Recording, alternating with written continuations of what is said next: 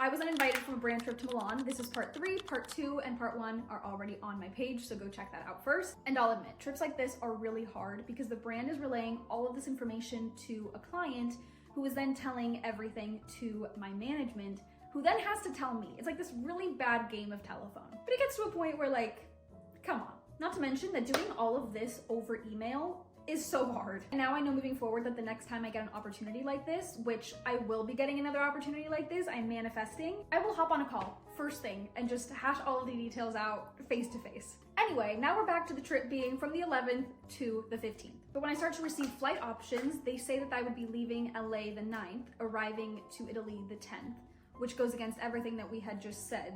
The event started the 11th, and at this point, my brain was mush. I was at a work event, I was trying to send voice memos, and this is when I finally hop on a call with my management and we get everything sorted and flights are booked. I have my boarding pass, I know what time I'm leaving, what time I'm arriving. Essentially everything is confirmed. Everything is done. I was going to be put in business class on British Airways, which is like their first class, like lie down seats, fancy everything. I was so excited. I probably will never be able to sit business class again because girl, those seats are $6 grand a ticket. Absolutely insane. So now that my flight was booked, it was time to buy my boyfriend's ticket. And again, we had to buy it separately because they weren't covering the +1 ticket. So we scoured the internet looking for cheap tickets. The flight that I was going to be on was super expensive, weirdly, even for economy. It was gonna be $1,300, so we didn't pick that one. But we were determined to make this trip happen no matter what. So we picked the cheapest flight, which was $677, and we weren't even gonna be able to fly together because they were different flights.